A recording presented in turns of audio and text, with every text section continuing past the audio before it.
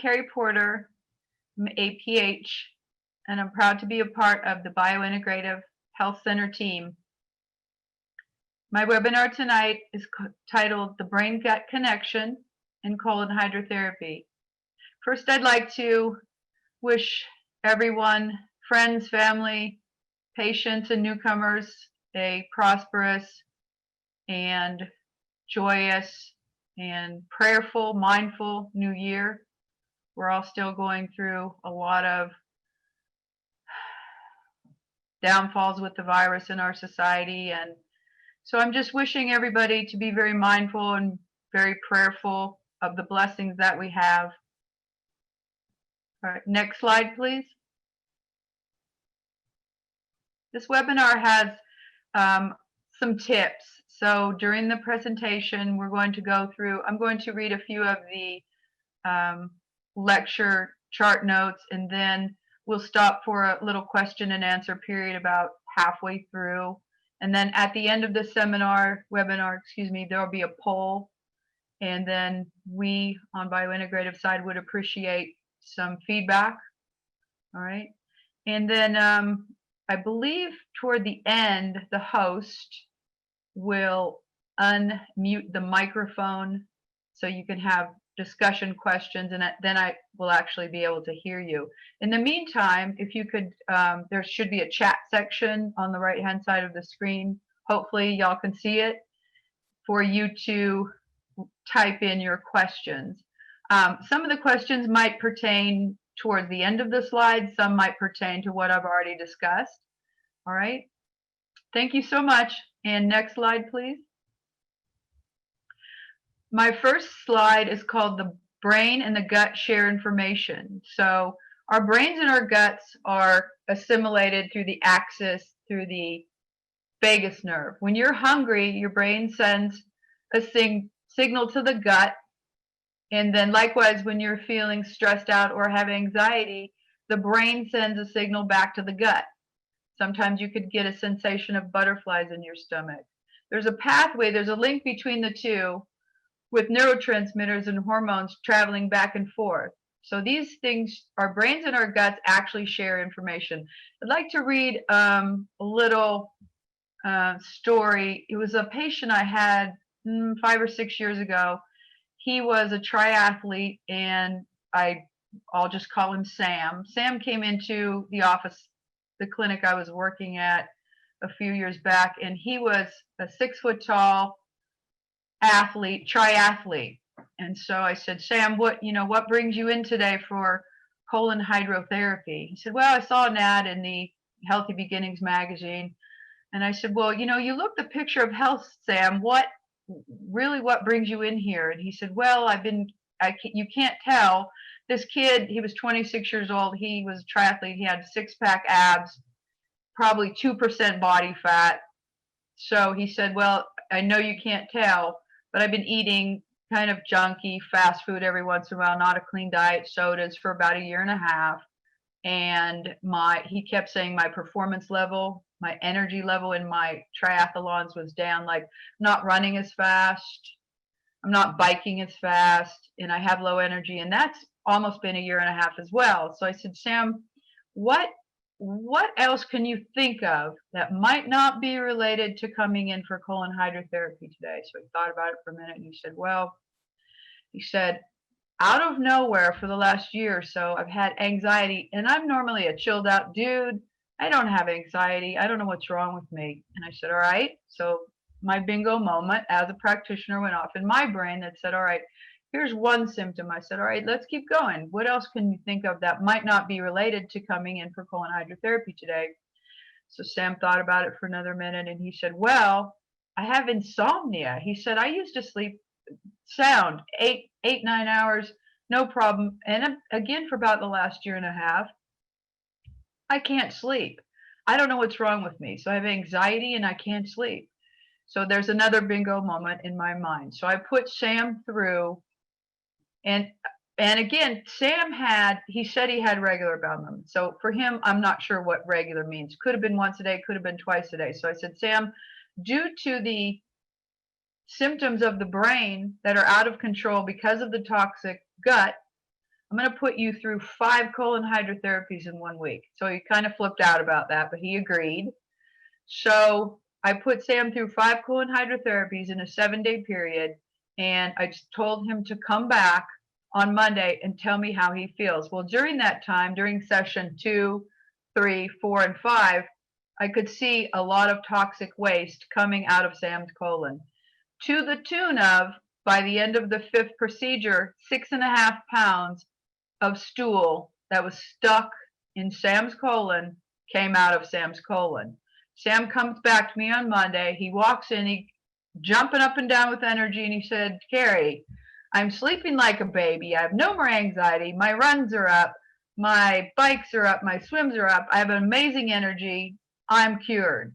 So, and we don't say that word often, but that's one of the more remarkable cases to my audience of a triathlete with 2% body fat who is holding on to 6.5 pounds of toxic matter in his gut, in his colon. So colon hydrotherapy is directly related toxic waste that builds up and builds up over time. In this case, Sam, over the year and a half, had been building up this stuff that he couldn't get rid of, now started to affect his mentals, meaning the anxiety and the insomnia. Okay. Let's go next slide. Again, here's a picture of a fella hoisting up a warning flag out at sea. So in stressful situations, your brain sends that signal to the gut and vice versa, which can result in nausea, stomach upset, any sort of stressors that you might have in your life. It can trigger irritable bowel syndromes, which is a condition that causes cramping, diarrhea, and or bloating and constipation. So in turn, the GI problems send a signal back to the brain that result in anxiety or sometimes even depression. If the stool is contained, toxic stool is contained in the bowel long enough, it will go from anxiety to now depression, let alone vicious cycle, let alone low energy. Next slide. So what we want to do in our lives, audience, is reduce the stress. I am not a Reiki master like my colleague. I do minimal yoga. My go-to for my stress is going for a hardcore cycle outside or taking a spin class where I'm drenching in sweat and feeling fantastic for the next 2 days afterwards. So any form of meditation that y'all can think about. Sometimes it's just sitting quietly for 5 minutes, or anything you can do. There's a picture here of a gal taking her dog for a walk in the sunset. Not everybody has that leisure. So anything you can do to help calm your anxiety will also help in turn calm your GI system. Many people that suffer from the irritable bowel syndrome that we talked about, when they're in stressful situations, like type A's that are public speakers or performers, musicians, suffer from IBS, and that can and that will flare up in the gut in the form of diarrhea when they're stressed out. So we have to find ways to keep things at bay. Exercise, just good old walking. Dr. Cora Ibarra will say, just walk, just go outside. It can be as simple as that. You don't have to join exercise classes. Next slide. Here we'll have just a short question and answer moment. I can't see the questions.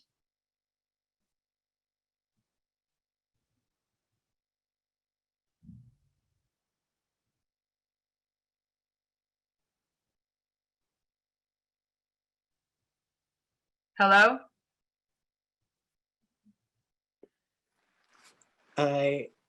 Let's see. I'm just seeing. We have a question saying, okay. I'm just seeing my face. Okay, I can't see the webinar anymore, but is that okay? Yes, I took it off. But the question that we have is, are there certain foods that you recommend for those that have IBS? Yes, you absolutely want to stay off of sugar, caffeine products, whether they're in pill form or liquid form. All of these call this generation's go-to things that come in a can that contain so much caffeine they'll put you in the ER with heart palpitations. You want to stay away from those products. The things that jack up your heart, you definitely want to stay away from those. Sugar and dairy are a huge precursor to IBS and diarrhea. That All it's right. not always about gluten. Sugar and dairy are the biggest two, I would say. Okay, we have another question that came in. Do you have any recommendations on how to cut sugar in your diet? Yes, absolutely. So I always recommend the lowest glycemic fruits, which are in order: blueberries, raspberries, strawberries. You can buy those frozen and organic, and you can mix those with coconut water and bone broth protein powder in a smoothie. So those things help cut your craving. You want to do the lowest glycemic fruits. Eat an apple instead of reaching for a processed carb like a cookie. So fruit, lowest glycemic fruit, berries, apples. You want to stay away from a banana that's high in sugar, a pineapple, a mango. The more sugar you eat, the more cortisol is pushed through the pancreas, and then guess what? Your craving goes up. All right, we have a question that came in. How does anxiety affect your gut health? How does anxiety affect your gut health? It puts your GI system in what I call lockdown. So when we have anxiety and stress, which you'll see on the slide coming up, you'll see a picture of the entire length of the colon and the small intestine. So when you have anxiety, there's a wave-like motion that happens naturally inside everyone's colon. I'm going to just make a little hand signal. It's called peristalsis. It's a wave-like motion, slow motion. That looked funny. Peristalsis helps move food through so we can eliminate it. When we are stressed and have anxiety, that peristalsis goes from doing this once every 6 minutes, literally, to this, intermittent. And then we have gut pain, GI distension, bloating, gas that's trapped, lower backache. So how you think directly affects the GI. Okay, the next question is, which nerve connects the brain to the gut? The vagus nerve. And I have some information I can, if y'all want to email me tomorrow, I can give you an extensive small lecture on the vagus nerve and how that operates. Because we have what's called brain to gut connection, that's the title, access through the vagus nerve. So just email me tomorrow at the clinic at info@bihcireno.com. Attention, Carrie Porter. Explanation of vagus nerve. If you want me to go into detail, that would be a great time for me to help y'all out with that. Just know, audience, that your thoughts are directly related to the ability or inability to have a bowel movement. And we can also send out the slides along with those resources, Carrie, if you would like. Perfect. Oh, Everyone yeah. that's here. All right. Perfect. Another question that just came in, that's by an anonymous attendee. What role does fiber play in gut and brain health? Oh, that's coming up actually in a slide. Wonderful. Okay. How does serotonin get from the gut to the brain, and why is this important? Serotonin is something, it's a hormone we create when we are not stressed out. So serotonin develops when we're sleeping as well. It's a hormone that helps us at rest. And you can stress out your hormones. You can disrupt your hormones by being stressed out in your brain. Okay. Are there any supplements you recommend for gut health? Yes, that's coming up in a slide as well. Okay. I think that's all the questions at the moment. Would you like Okay, to go back great. to the slides? Yes, please. Thank you. Mhm. Thank you, Kang.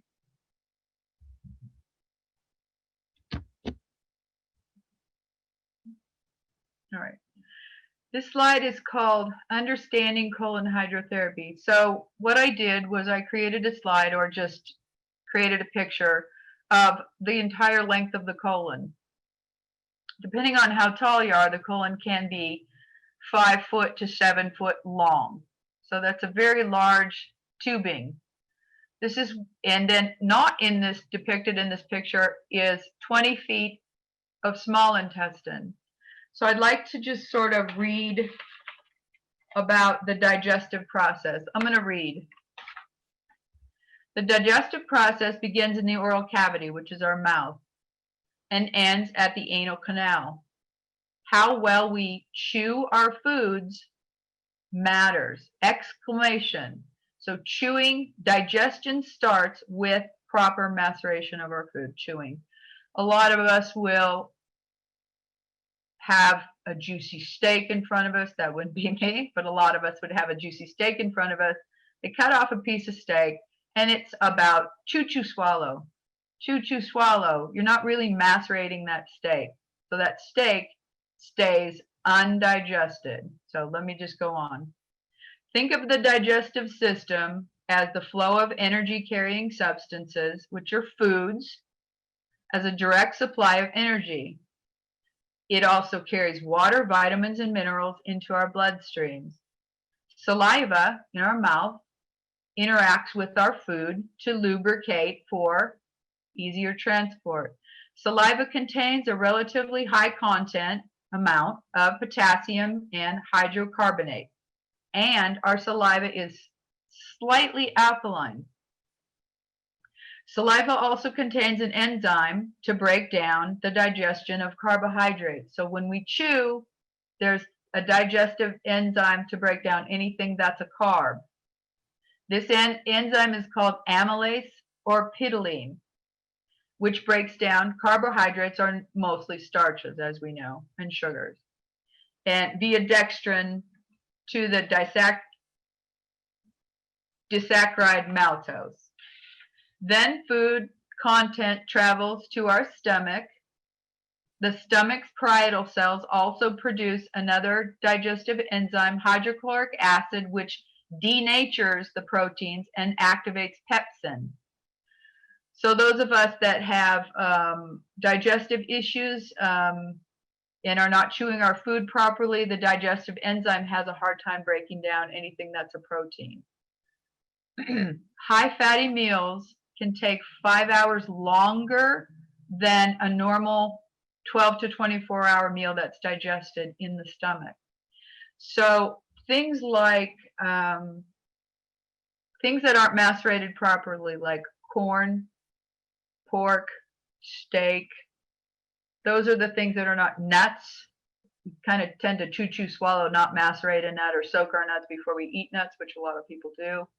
Those things will actually not be broken down by the small intestine. The job of the small intestine after the stomach, food travels into the 20 feet of small intestine. The small intestine's job is to break food down into a watery mash called chyme, C-H-Y-M-E.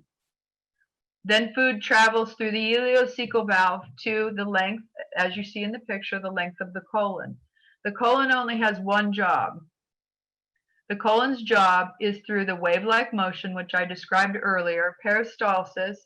The colon's only one job is to move food through so we can eliminate it. Once food is in the colon does not further break food down. So if you're not starting at your mouth and chewing your food, by the time it ends up in your colon, guess what?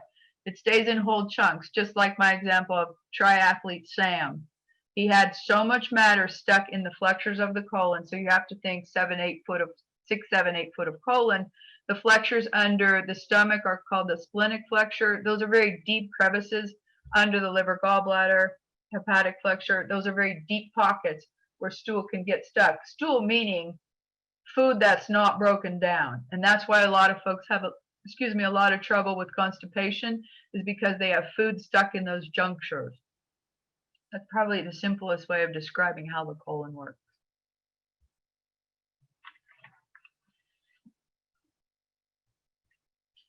Let's see.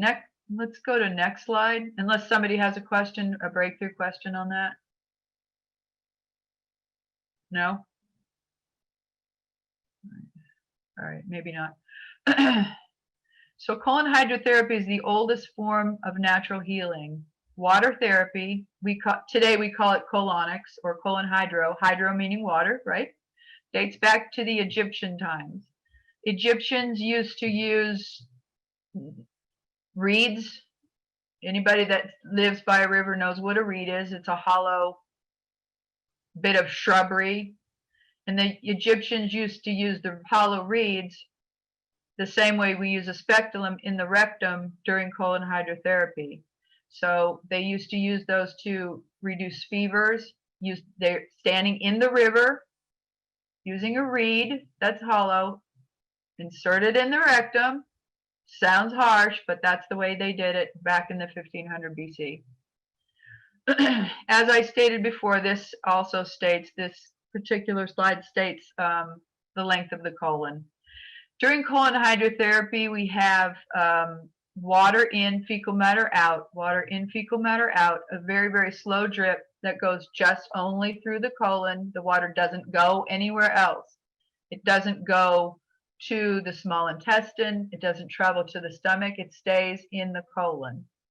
So during colon hydrotherapy, you're hydrating the entire length of the colon, and it takes 45 to 50 minutes. It's not to say that if you're impacted, like my example, Sam, my triathlete, it took 5 procedures to get out 6.5 pounds of waste out of this man's colon.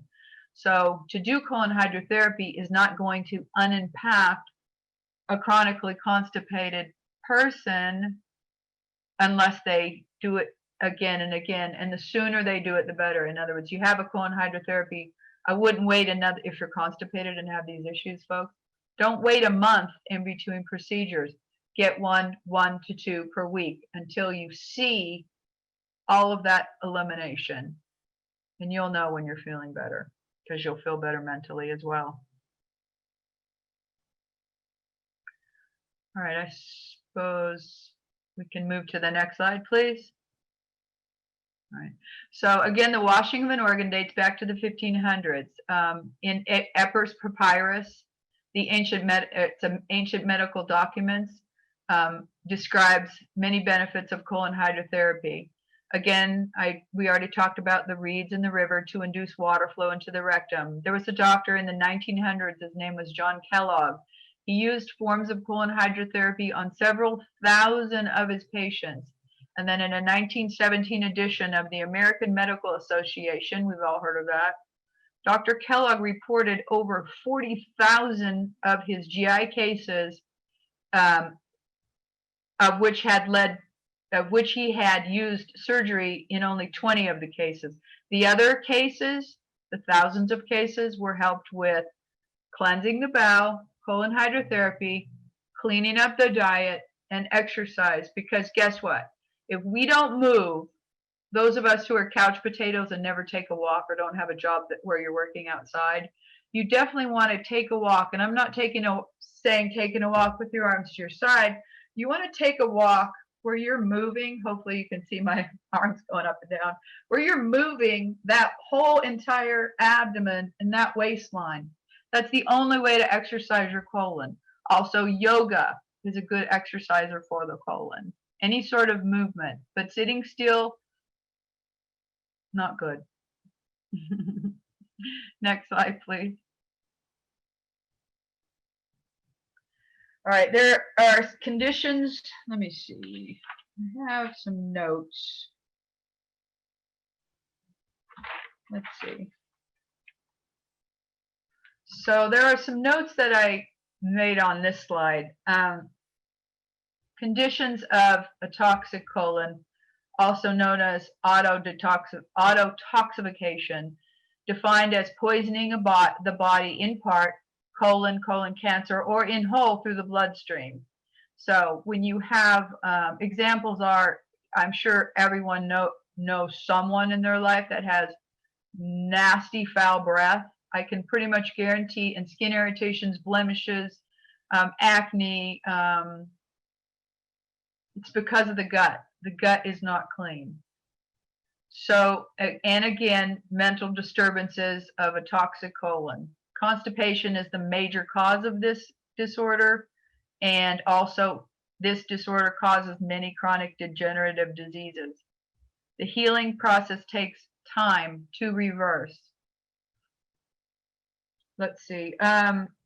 There's a note on other definitions of the bowel.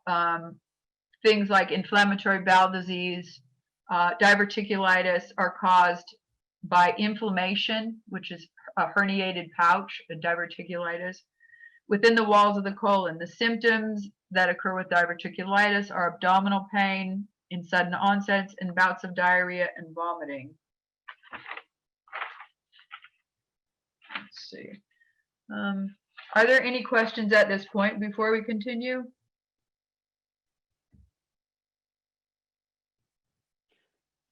Yes, we have a couple of questions that have come in. One is, Sure. what do you suggest as far as preparing for an appointment? Should you eat light meals the day before?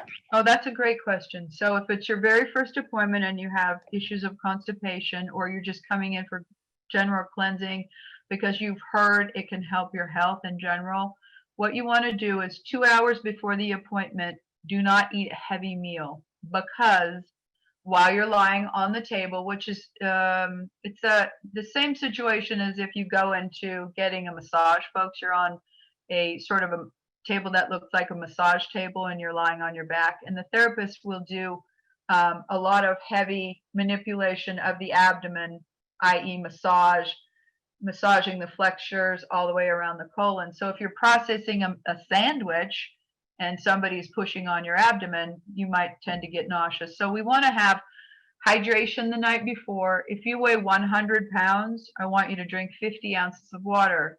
So half your body weight in ounces of water per day. That will hydrate all of your organs, including your brain and your colon. You've heard of folks that have degenerative brain disorders like dementia. So the brains are actually dehydrated. I know a lot of older folks that only may consume 6 ounces of water with their daily medications, and then that's all the water they drink per day. So, and I know a lot of those folks have heavy dementia. Their brains are actually dehydrated. So every time you pick up your 40 ounce of water, just remember you're hydrating all of your organ systems in your entire body, including your brain, not just your colon. So water, water, water. We need water. We need water the day before an appointment, or stay well hydrated 2 or 3 days before, and no heavy meal 2 hours before the appointment. Otherwise, come in comfortable clothing and be prepared to relax. Okay. Another question is, what do you think of the squatty potty? The squatty potty is a great question. So the diagram of the colon, the last 1 foot of the colon is located on the lower left-hand side. If you all want to touch your lower left-hand side below your hip bone, this is the sigmoid portion of the colon. And the sigmoid portion of the colon, if you look at it in a picture, looks like this, one-dimensional, but it actually does a 1 foot twisty turn and then goes out your backside. So it's a very twisty turn. The last part of your colon is closest to the rectum, lower left side. Everybody push on that lower left side. That's your sigmoid. So when you're in a squatting position, knees up, squatting, squatty potty or squatting, what that does is it takes that twisty turn and unkinks it a bit, and goes from this to this. So it helps with that last bit of twisty turn and elimination. So squatty potty, putting your knees up a bit, will help with elimination. American toilets in America, they're not like this in Europe, but American toilets are designed too high. So our bodies are no longer in a squat position. If you go to Europe, you'll notice the toilets are much lower to the ground. Easier elimination in the squatting position. Sometimes if you don't have a squatty potty, if you have a round trash can in your hand, in your bathroom, tip that thing over on the side, put your feet up on that if you don't have a squatty potty, because squatty potty is just basically a small stool that you put your feet up on. Or you can take one of your feet and put it right up on the toilet seat. that puts your body in a squat position as well.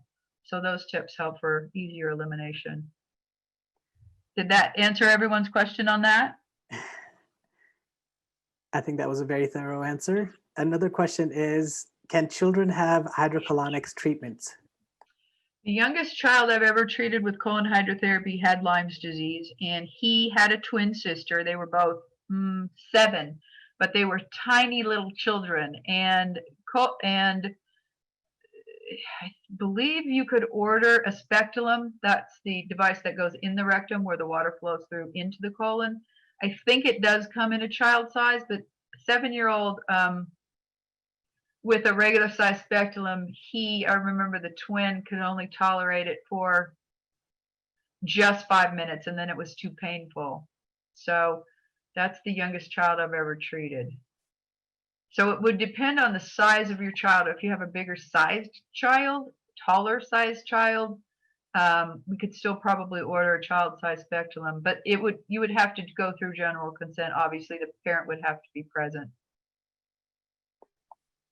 Okay, next question is, does the type of water you drink matter regarding being appropriately hydrated? Yes, you need an alkaline water. I'm not to say that water that comes in water bottles is already toxic because it's already in a plastic bottle, it's traveled in a truck long distances. So the leaching of the plastic in packaged water that you buy is not good just because it contains too many toxins. So the best thing to do is add electrolytes to your water. Good old, excuse me, I'm dry.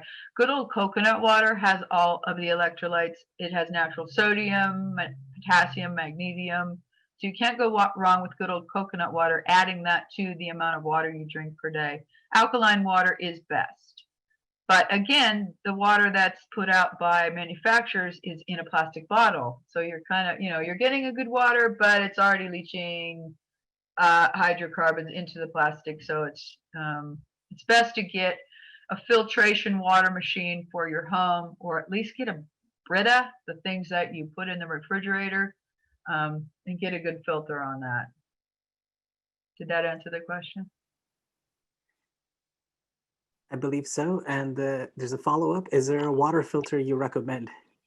Actually, you'd have to email the clinic. I know our doctor, Dr. Nario, MD, has a suggestion on that. I don't know that suggestion off the top of my head, but I can definitely find out for the audience the types of filters, just only because I do not own one. Otherwise, I would be able to give an example.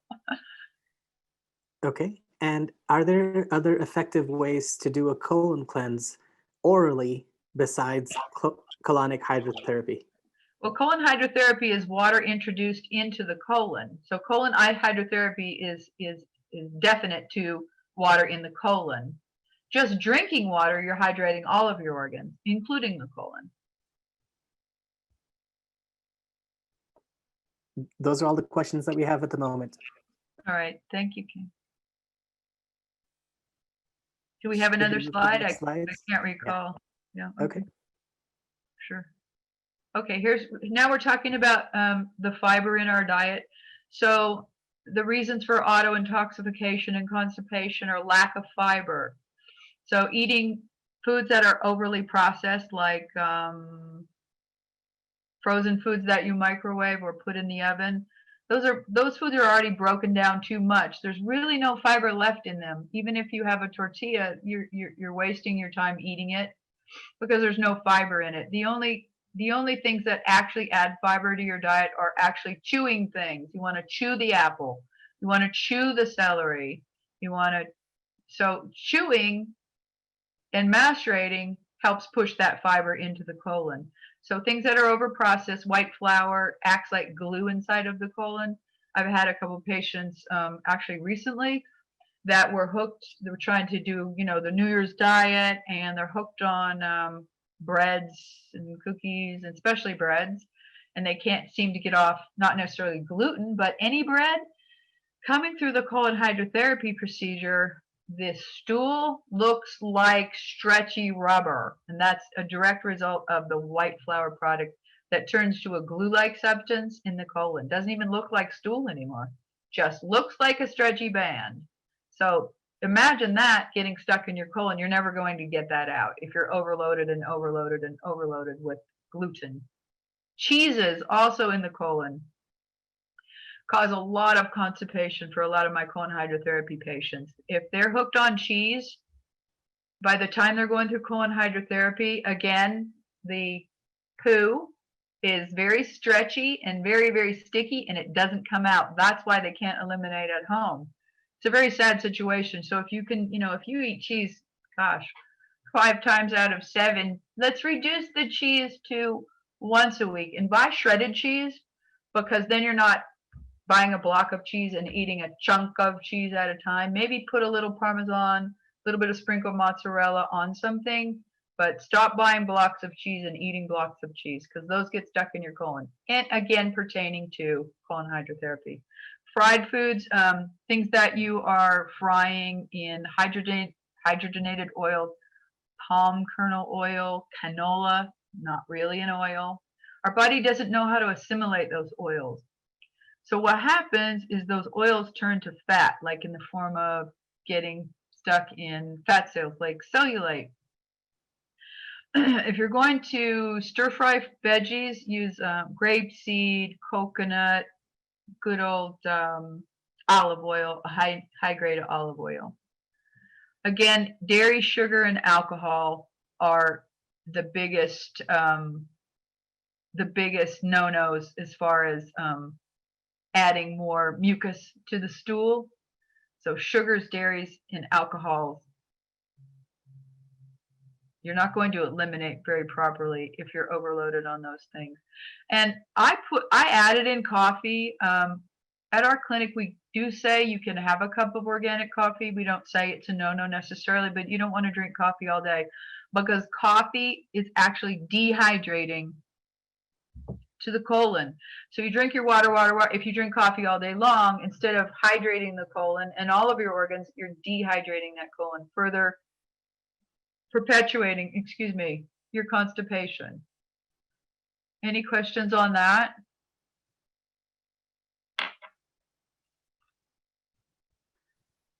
No questions yet. I'm going to take a sip of water.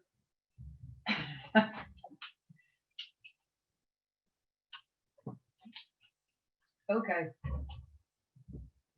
All right. Let's see. Do we have another slide? All right. Constipation and cellular toxicity. Here's a gentleman, an athlete, who's just hunched over. He may have tripped and hurt his foot, but for purposes of this slide, we're going to say he has organ toxicity. Organ toxicity can tax the skin, the liver, the kidneys, the lungs, and the lymphatics. Chronic stress that's over and over, those type A's again that I talked about that can never seem to catch a break and do some relaxation techniques. Those cause the organs to become depleted and overworked and fatigued. So your stress level actually has a direct effect on your organs. And then I also wrote vital tissue repair and growth are also delayed, and the ability to eliminate waste, again, the topic is colon hydrotherapy, is lowered. This will result in the inability to properly process key nutrients such as vitamins and minerals.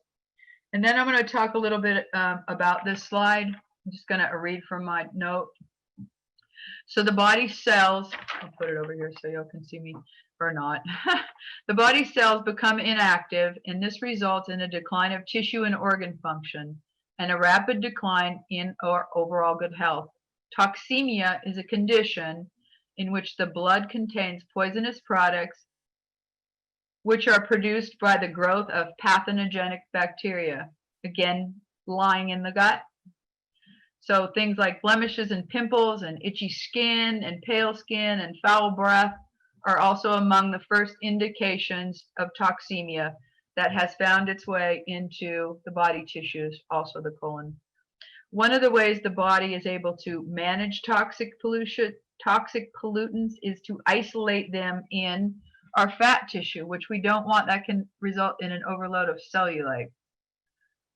So when toxins are stored, they're actually stored in our fat tissue. Not necessarily to say that every woman or man walking around with cellulite has toxemia, but it is a big indicator of things being stored. Where it's stored is in our fat tissues.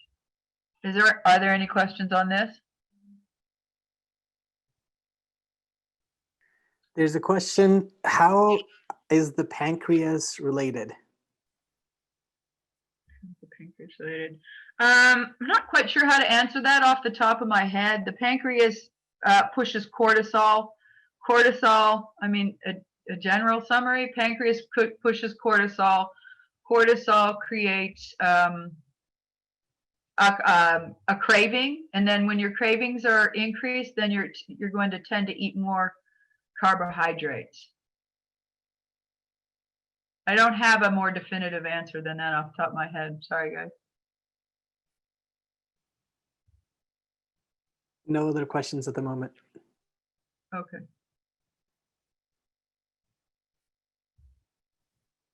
Should I move to the next slide? Is there another slide? Okay. I had read that one. Is there another? So the leaking of toxemia results in what we call leaky gut syndrome, also known as small intestine hyperpermeability, so leaky gut. We have a protocol, a general protocol where you take a good multi-enzyme tablet 30 minutes before each meal. Also taking a combination of L-glutamine and aloe, or an L-glutamine 5 grams every morning. Also a good probiotic. One that we like at our clinic is called orthobiotics. It's actually, I might have one right here. Let's show the audience. Here, I'll just show the audience what this looks like. Orthobiotic by Orthomolecular is a good multi probiotic. So if you're not getting probiotics, the chances of toxemia have increased. Also, drinking aloe helps calm the gut. Things like slippery elm also help heal the mucosal lining. So what we want to do with small intestine hyperpermeability is seal off those micro holes that are created in the colon. And when that happens, the toxemia leaches into the bloodstream, and then you have sort of a toxic storm going on in your bloodstream. Things like these 4 suggestions will help heal that mucosal lining in the gut. And it is a long process. It's definitely not a quick process if you have issues like that. Next question. All right, so there's some misconceptions about colon hydrotherapy. Many people believe that enemas and colon irrigation wash out the good flora. Again, a lot of patients come to me and they say, I take a good brand of probiotics. When I get a colon hydrotherapy, am I taking that away? Am I washing all that out? And the answer is no.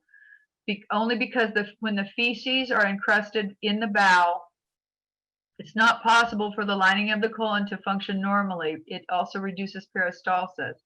So the feces, think of the feces that are stuck in the colon over time as toxic. So if you're removing those through colon hydrotherapy, it's already a toxic matter. You're not taking out any good probiotics that you may have ingested the morning before.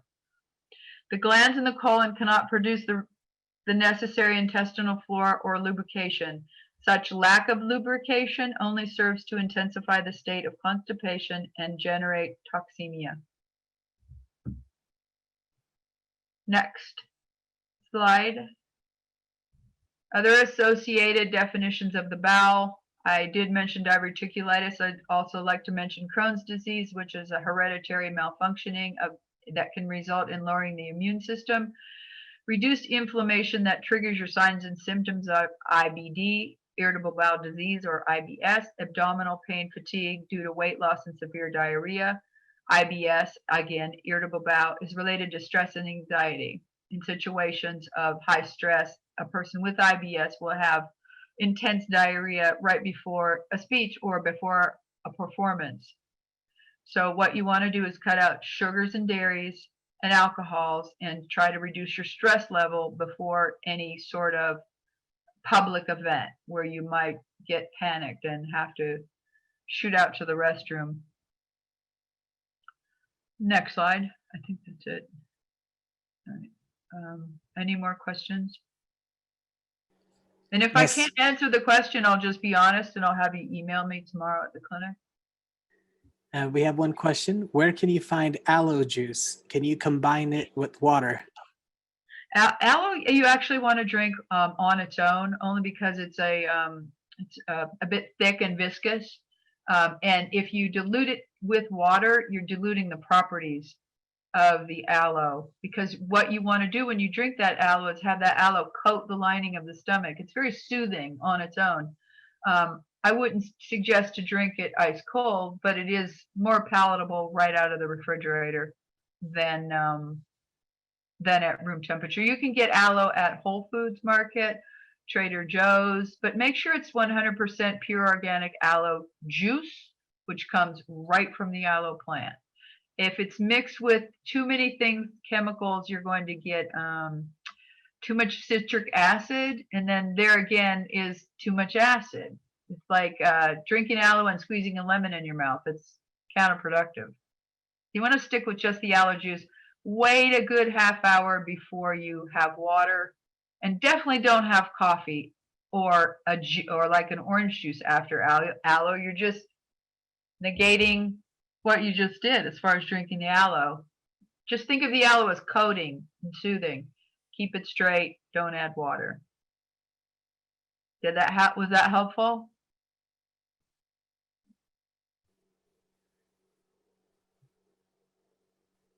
Hello? Yes. Oh, I'm sorry. Yeah. Sorry.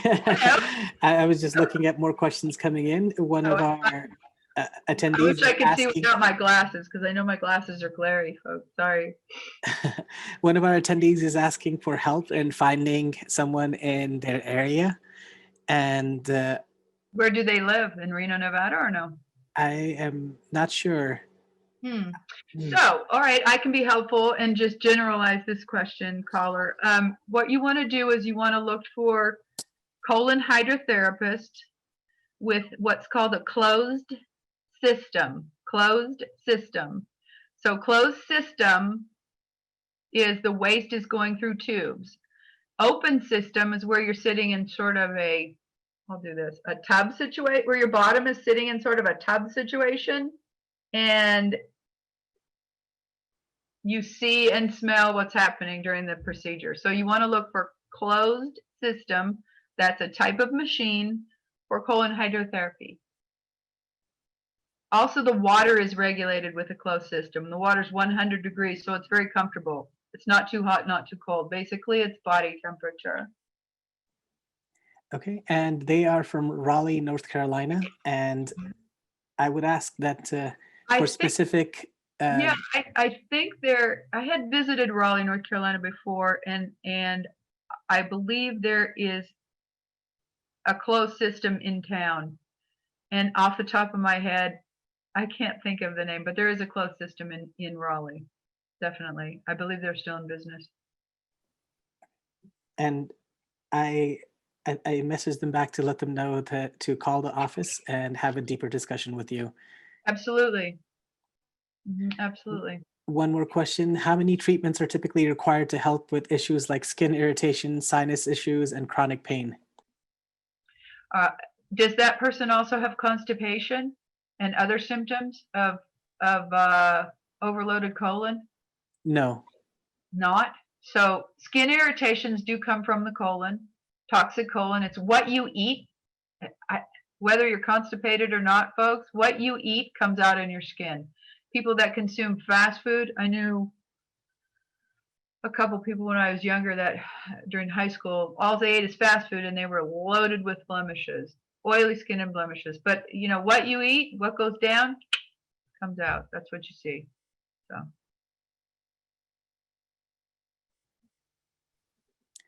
Those are all the questions that I have. If anyone has any other questions, please put them up in the Q&A box and I will ask Carrie for you. Good questions, audience. Thank you. Thank you for allowing me to talk about colon hydrotherapy. It's a subject that isn't normally talked about in doctors' offices. I see a lot of elderly patients in colon hydrotherapy. Folks in their 70s and 80s where they had been to the ER situation, and they come in, husband and wife, and the husband says, "Oh, will you please help my wife? She's suffering. She hasn't had a bowel movement in 3 weeks." Believe it or not, this happens in real life. The answer in the ER is take some Dulcolax or take a liquid sort of a colon elimination prep that only leaves the colon in a dehydrated state. That doesn't help. These types of people need to have colon hydrotherapy to make sure the colon is completely cleaned out, and it could take quite a few sessions before that happens. If the person hasn't had a bowel movement in 3 weeks, they're suffering horribly. Not in their besides their colon, they're suffering horribly mentally. All right, we have another question. Are there alternatives to hydrocolon therapy if you do not have hydrocolon therapists in your area? Absolutely. You can buy what's called a disposable enema bag. It has a small tubing attached to it, and you can use a preparation of warm water. Make sure it's filtered water, not straight from your sink. Don't forget, you're putting it right into your tissue. So you want to have filtered water, whether it's through a Brita or a filtered water system. You want to have some sort of purified water, and you can get a little soapy solution like what is the one, peppermint, not peppermint, Bronner's solution. It's a thick soap, and don't, I said peppermint, don't get the peppermint, that would sting. A bit of Bronner's soap, liquid soap, in a warm water solution enema. So what you want to do is you want to lie on a towel outside of your restroom in your house, get the enema bag, fill it with about 30 ounces of that preparation. You lie on your side, you insert the very small tube that comes attached to this bag, put a little lube on it like a Vaseline, put it right in the rectum. You're lying on your side, head down, hips in a sort of a fetal position, and there's a little clip on that. You want to unclip, let that water drain into the rectum. When you start to feel pressure, clip that water off and hold that water for as long as you can. It's a good idea to maybe have a bowl on that towel, so when you get to shoot up and move right into the restroom, you can set that enema bag in the bowl and you'll have to fuss with it. So you want to do that until hard stool starts being eliminated. So that's a good at-home remedy. So just go ahead and order some sort of disposable enema bag online. All right, one more question. Sure. Can you recommend any natural or organic laxatives? Only aloe. And I honestly, audience, I mean, I feel I grew up constipated, maybe just out of necessity.